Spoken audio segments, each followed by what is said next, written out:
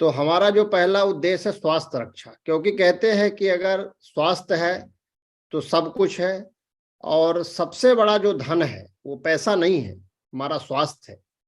जब हमारा व्यक्ति, हमारे लोग, हमारे घर परिवार के सदस्य या हम खुद जब बीमार पड़ते हैं और डॉक्टर के पास जाते हैं, तो डॉक्टर से कहते हैं कि डॉक्टर साहब कुछ भी हो जाए, चाहे जो भी लग जाए, लेकिन हमारे मरीज को ठीक होना चाहिए, किसी भी तरीके से आप इस मरीज को ठीक करिए। ये हमारे आपसे आशा रहती है किसी भी डॉक्टर से। और उस समय हमारे स्वास्थ्य का महत्व तो समझ में आता है। जब तक हम रोगी नहीं होते, जब तक हम बीमार नहीं होते, तब तक स्वास्थ्य की परिकल्पना हमको नहीं समझ में आती। लेकिन जब हम बीमार हो जाते हैं और चिकित्सक के पास जाते हैं और चिकित्सक कहता है कि इस बीमारी का कोई इलाज नहीं है, और उस समय लगता है कि अगर काश हम अपने न्यूट्रिशन को पहले से अगर लिए होते, तो ये आज जो नौबत आ रही है वो नहीं आती।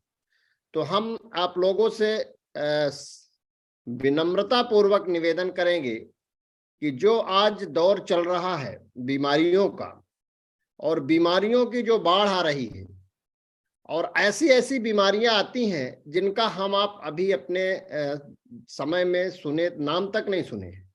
और ऐसी बीमारियों से निजात पाना, और पता चलता है कि कल वो व्यक्ति हमसे बात किया और आज वो व्यक्ति इस दुनिया में नहीं है। इस तरह की बीमारियां होना अपने आप में बड़ी बात है, और इसके लिए हमको आपको अपने लोगों को सचेत करने की जरूरत है। और हम सब लोग उस प्लेटफॉर्म में हैं जो शुद्ध स्वदेशी सामान देते हैं, और बीमारियों से दूर रखने के लिए सारे तरीके बताए जाते हैं। उसमें से अपने को काम करने की आवश्यकता है। और कहते हैं हर 1.5 सेकंड में एक आदमी आज हार्ट अटैक का शिकार हो रहा है, हर 10 सेकंड में स्ट्रोक का शिकार हो रहा है। सोचिए रेशियो आखिर बढ़ क्यों रहा है। तो इससे पता चलता है कि हमारा जो खान पान है, हमारी जो लाइफ स्टाइल है, हमारी जो दिनचर्या है, हमारा जो रहन सहन, वो सब बदला है। और इस बदलाव को हम लोगों ने एक्सेप्ट किया है। निश्चित रूप से सारी बीमारियों का जो कारण है यही सारी चीजें हैं। और हम अपने यहाँ के शुद्ध सामान यूज करें, न्यूट्रिशन यूज करें, क्योंकि न्यूट्रिशन का बहुत बड़ा रोल होता है बीमारी को दूर करने से।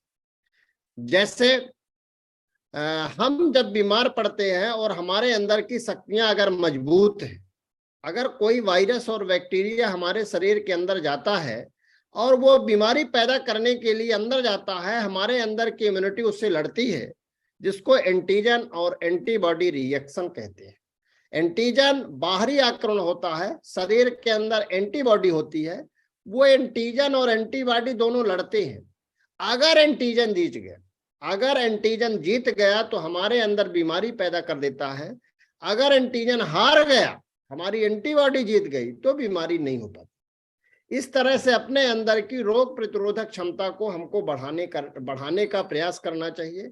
अगर हमारे अंदर की रोग प्रतिरोधक क्षमता मजबूत है, हमारा घर मजबूत है, कहते हैं कि बॉर्डर में अगर सिपाही बढ़िया तैनात है, फोर्स अच्छी है, तो बाहरी आक्रमण करने वाले भी डरते हैं। अगर आक्रमण कर भी दिए खुदा न खास्ता, तो वो आक्रमण को डिफीट कर देते हैं हमारे सैनिक। इसी तरह हमारे अंदर की इम्यूनिटी होती है। अगर हमारे अंदर की इम्यूनिटी मजबूत है तो एक तो बाहरी आक्रमण होगा नहीं, दूसरा अगर होगा भी तो वो आउट हो जाएगा, और हमको आपको पता नहीं चलेगा कि कब आक्रमण आया कब गया। हम कोरोना काल में देखे हैं लगभग कई मरीजों को, लगभग 400 से 500 मरीजों को हमने कोरोना का उसका होम आइसोलेशन में इलाज किए हैं, और ऊपर वाले की कृपा से कोई कैजुअलिटी नहीं हुई। और हम तो पॉजिटिव मरीज को अपने पास बैठा के देखते थे, और पता चलता था कि जब उसका RT-PCR कराते थे, जब टेस्ट कराते थे, तो उसको पॉजिटिव निकलता था, तब पता चलता था कि हमने पॉजिटिव मरीज का इलाज किया है, देखा है। और उस समय, उस पीरियड में हमने गामा ओरिजिनल और न्यूट्रीचार्ज S5 और गामा ओरिजिनल का किसी भी समय हमने मिस नहीं किया, और उसको लेते रहे। अंदर से कॉन्फिडेंस रहता था, अंदर की इम्यूनिटी मजबूत रहती थी, तो कोरोना को भी हराने की ताकत रखता था। और हमेशा हम 7 दिन 8 दिन में अपना टेस्ट करवाते थे, कभी भी पॉजिटिव नहीं निकला। ये निश्चित रूप से इस तरह का कमाल का प्रोडक्ट है। और हमारे लोगों को आज जो ठंडियों के सीजन में 2 चीजें ज्यादा हो रही हैं, एक तो हार्ट अटैक हो रहा है और दूसरा स्ट्रोक हो रहा, पैरालिसिस हो रहा। पहले लोग पैरालिसिस में मरते नहीं थे, केवल लकवा लग जाता था, किसी का एक अंग पैरालाइज होता था, हाथ हो जाता था, किसी का पैर हो जाता था, किसी का बाएं साइड हो जाता था, किसी का दाहिने साइड हो जाता था, किसी का मुंह टेढ़ा हो जाता था, खाने में दिक्कत होती थी। लेकिन अब ऐसा नहीं होता, अब पैरालिसिस होता है, ब्रेन हेमरेज होता है और शाम के होता है, पता चलता है कि सुबह वो दुनिया में नहीं है और उसकी इतनी ज्यादा क्लॉटिंग हो जाती है ब्रेन के अंदर कि वो इस दुनिया को छोड़ के चला जाता है। हर 10 सेकंड में एक आदमी ऐसा शिकायत आ रही है स्ट्रोक की। और हार्ट अटैक तो 90% लोग अस्पताल ही नहीं जा पाते और ठंडियों में इसका रेशियो बढ़ जाता है। क्यों बढ़ जाता है? इसके 2 कारण है। पहला कारण यह है कि ठंडियों में हमारी जो आर्टरीज होती है, जो हमारी कोरोनरी आर्टरी होती है, जहां से ब्लड बहता है, हार्ट के अंदर होती है, वो आर्टरी नैरो हो जाती है, सकरी हो जाती है। पहले से यहाँ कोलेस्ट्रॉल जमा हुआ है, इस आर्टरी के अंदर पहले से ट्राइग्लिसराइड जमा हुआ है और वो और नैरो हो गई। तो जैसे नैरो हो जाती है तो उसका रास्ता बंद हो जाता है और जैसे रास्ता बंद होता है तो ब्लड की सप्लाई रुक जाती है और जैसे ब्लड की सप्लाई रुक जाती है तो एमआई हो जाता है, मायोकार्डियल इंफेक्शन हो जाता है, अटैक आ जाता है और सडन डेथ होती है। एक तो एक कारण। दूसरा कारण, हमारे जो ब्लड की विस्कोसिटी होती है, सांद्रता होती है, तरलीयता होती है, वो गाढ़ा होने लगता है, ब्लड गाढ़ा होने लगता है, जिससे वो प्रॉपर रूप से फ्लो नहीं हो पाता, बह नहीं पाता। और पहले से आर्टरी हमारी चोक है और दूसरा हमारा ब्लड का कोगुलेशन हो रहा है, जम रहा है और ब्लड के जमने के कारण, प्रॉपर न बहने के कारण हमारा न्यूट्रिशन नहीं होता, हमारे हार्ट का प्रॉपर मसल्स उसकी न्यूट्रिशन नहीं हो पाता। और यदि हार्ट की मसल्स का न्यूट्रिशन नहीं होगा तो मसल्स डेड होगी और मसल्स डेड होगी तो सडन डेथ होती है, स्ट्रोक लगता है, सॉरी अटैक आता है और व्यक्ति चला जाता है। तीसरा कारण प्लेटलेट एग्रीगेशन। प्लेटलेट एग्रीगेशन का मतलब होता है जो हमारे ब्लड के अंदर प्लेटलेट होते हैं वो टूटते हैं और जाके आर्टरी के अंदर चोक कर देते हैं और सडन डेथ होती है। पता चलता है कि उस व्यक्ति का कभी बीपी नहीं बढ़ा, कभी कोलेस्ट्रॉल नहीं बढ़ा, वो व्यक्ति बिल्कुल पतला है लेकिन अटैक आया और सडन डेथ हो गई। क्यों? क्योंकि उसके अंदर प्लेटलेट एग्रीगेशन हो। हमारा गामा ओरिजिनल प्लेटलेट एग्रीगेशन को रोकता है, खून के जमने को रोकता है, थक्का जमने को रोकता है, ब्लड को पतला करने का भी काम हमारा गामा ओरिजिनल करता है। और वो साइंटिफिकली वो प्रूव है, उसका साइंस है कि उसका पूरा, उसमें कोई भी ऐसी दिक्कत नहीं होती, वो प्लेटलेट एग्रीगेशन को रोकने का काम करता है। इस तरह से ये 3 कारण से अटैक आता है।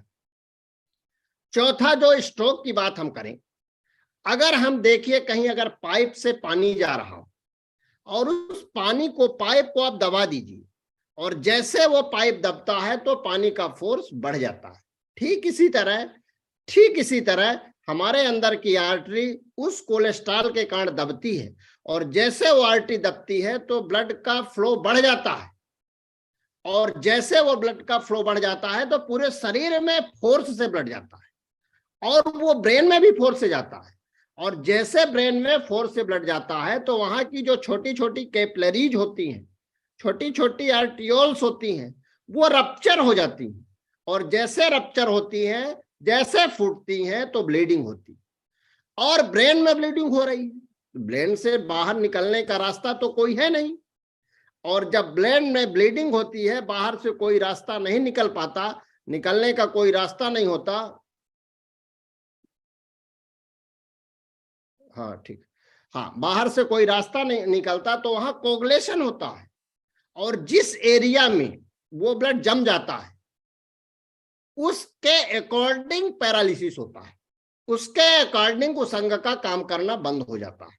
फिर कहते हैं कि इसका ब्रेन हेमरेज हो गया, उसका एमआरआई सीटी स्कैन होता है तो पता चलता है कि उस पार्ट में, पर्टिकुलर एरिया में, ब्रेन में ब्लड का जमाव हो गया है और डॉक्टर उसको घोलने की दवा देते हैं, ब्लड को पतला करने की दवा देते हैं, कुछ डॉक्टर सर्जरी की सलाह देते हैं, लेकिन उसमें भी कोई रिस्क रहता है कि वो ठीक होगा या नहीं होगा, और दोबारा भी वो स्ट्रोक मार सकता है और पैरालाइज व्यक्ति हो सकता है। इस तरह से कंडीशन होती है जिसमें स्ट्रोक और अटैक ये दोनों तरह से इस तरह होता है। और इसमें अगर हम अपने लोगों को चाहते हैं कि बचे रहें और हार्ट अटैक और स्ट्रोक की संभावना कम हो जाए, तो अपने यहाँ गामा ओरिजिनल भोजन के पहले 2 बार लेना है, 1-1 कैप्सूल। और दूसरा प्रोडक्ट है Nutricharge Veg Omega. Nutricharge Veg Omega अगर 1 कैप्सूल आप भोजन के या नाश्ता के बाद ले रहे हैं, तो दोनों चीजों में आपके शरीर की सुरक्षा हो सकती है।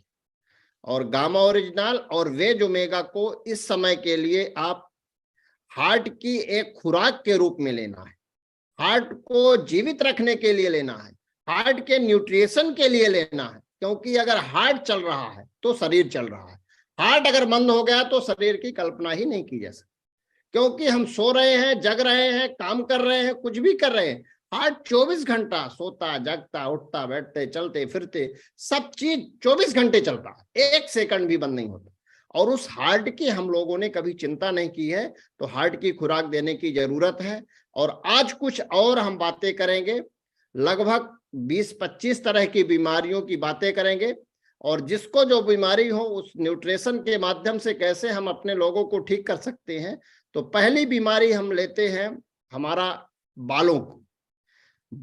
बालों की जो समस्याएं होती हैं, बहुत सारे लोगों के बाल झड़ते हैं, चाहे वो महिला हो चाहे पुरुष हो। बहुत सारे महिलाओं के बाल झड़ रहे हैं, बहुत सारे पुरुषों के बाल झड़ रहे हैं, और तरह तरह के वो बाल झड़ने के रोकने के लिए शैम्पू और तेल का इस्तेमाल करती हैं, और सबसे महंगे बाजार से शैम्पू और तेल लाती हैं, और उसको रोकने के लिए कहती हैं कि इससे रुक जाएगा, लेकिन उससे भी वो रुकता नहीं है। क्योंकि बाल को जो झड़ने का जो काम होता है, अगर कोलेजन नामक प्रोटीन की कमी हो जाती है, कोलेजन नामक प्रोटीन की अगर कमी हो जाती है, तो हमारे बाल झड़ते हैं, नाखून खराब होने लगते हैं, और हमारे दांत भी कमजोर होने लगते हैं। तो इसमें प्रोटीन का बहुत बड़ा रोल होता है। अगर हमने प्रोटीन नहीं दिया, केवल तेल और शैम्पू भर लगवा रहे हैं,